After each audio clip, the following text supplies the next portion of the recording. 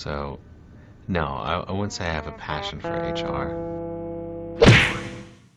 Welcome back to Human Resources for the People. It's a human capital revolution. The NLRB just wrote a new memorandum with respect to racism in the workplace, and we're going to be talking about it. This advice memorandum came out and it confirmed an earlier position that workplace discussions about racism are protected under the National Labor Relations Act. And the idea is that employers cannot fire, discipline, or take any adverse employment action against employees if they raise a concern about racism in the workplace. Now, the basis for this is, again, considered protected concerted activity. It's the same Section 7 as discussion surrounding pay. The idea is that if you don't allow discussion surrounding pay, then people will not or cannot unionize. And so that's why it's a protected concerted activity.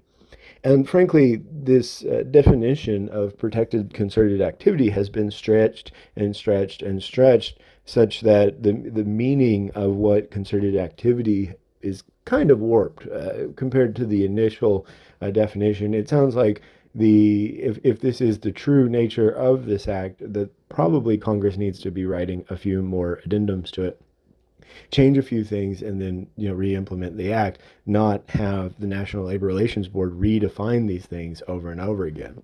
And that's probably how it should act, because this is the problem with this idea is that means that anything at one point could be a protected concerted activity, and as a result no one could be fired for having these discussions. So if, for example, an employee wanted to bring to light anti-hunter bias, right? Then or anti. I mean, let's take it a little bit different. If they wanted to discuss anti-Republican bias in the workplace, in every circumstance, that would be a concerted activity. And they couldn't be fired for it. When you begin twisting and sort of changing the terms of what concerted activity is and isn't, you start to get a really broad view of what that looks like, right? And that's what you're seeing here. There's been several other memorandums that have come out indicating that various things are quote concerted activity when they're very broad. It's sort of a manipulation. This was all prompted from a memo that came out. There was a professor at the Kaiser Permanente Tyson School of Medicine in Pasadena. So a black man was shot near campus in 2020. The dean of the school sent out an email to the staff letting everyone know about the incident. The colleagues felt that the dean's email exhibited implicit racial bias. I tried to find the actual email itself, but I couldn't find it. So when they sent out the email, one of the former professor and their colleagues felt that the dean's email exhibited racial bias. Then the school said that it asked professors to discuss power structures and institutionalized racism that cause gender and racial bias in medicine. So the school decided from the event, from the shooting, that they would discuss power structures and institutional racism. So they were seemed to be actively combating, or at least appearing to actively combat, racism in medicine, which is a noble thing. The professor that was upset held a discussion in their classroom about representation in medicine and discussed the dean's email. I assume complained about the dean's email, although it doesn't say that here. And so as a result, someone complained to the supervisors, and the professor's contract was not renewed in 2021.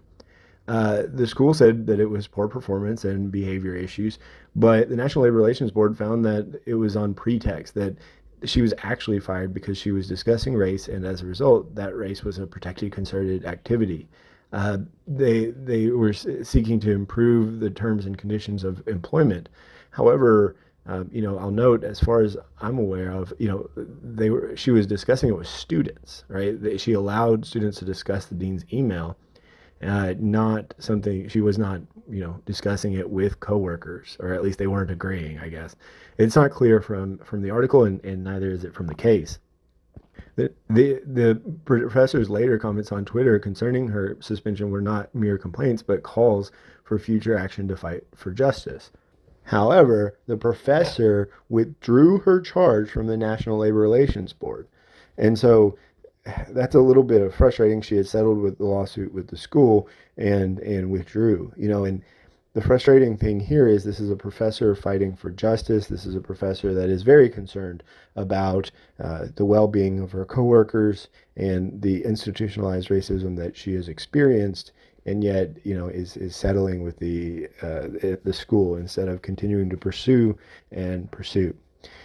So this is really difficult. The idea is good, but the idea that this is protected concerted activity, similar to discussing pay, is a little bit troubling because it opens up to a whole world of other things that could be considered concerted activity. And that is what I'm not sure is the best path forward. Let me know what you think in the comments down below. Like, share, and subscribe, and we'll see you on the next video. Bye, guys.